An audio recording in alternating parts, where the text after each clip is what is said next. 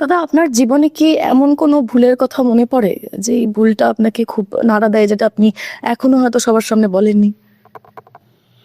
দেখুন, আমার জীবনে ভুল বলতে দু একটা কথা মুখ দিয়ে ধরুন রাজনীতি করতে গিয়ে বেরিয়ে গেছে, সেগুলো মাঝে মাঝে কষ্ট হয়, আবার ভুলেও যায়। তাছাড়া এমনি কোনো ভুল আমি করি নাই জীবনে। বিজেপি বা সিপিএম, এদের মধ্যে কাকে বিরোধী হিসেবে আপনি মনে করছেন? সিপিএম দেখতে পাওয়া যায়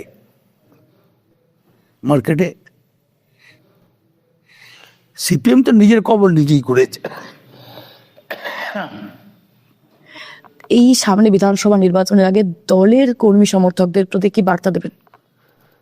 আমি যদি কোনো মিটিংয়ে, আমি যদি বলি এখানে মিটিং করবো এই ব্লকে, সেই ব্লকে কিন্তু আর জানি না মানুষ আমাকে এত ভালোবাসে, এতবার দেখার পরও সেই মাঠটা ভর্তি হবে।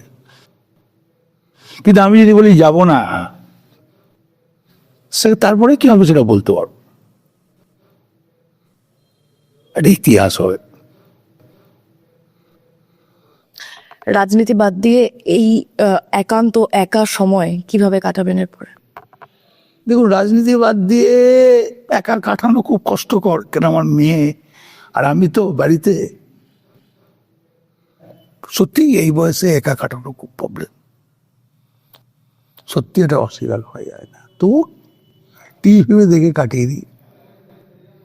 আসন্ন বিধানসভা নির্বাচনে তৃণমূলের ফলাফল কি হতে চলেছে দাদা? 230 তো শিওর, তাতে বাড়তে পারে, কমবে না। অসংখ্য ধন্যবাদ। নমস্কার।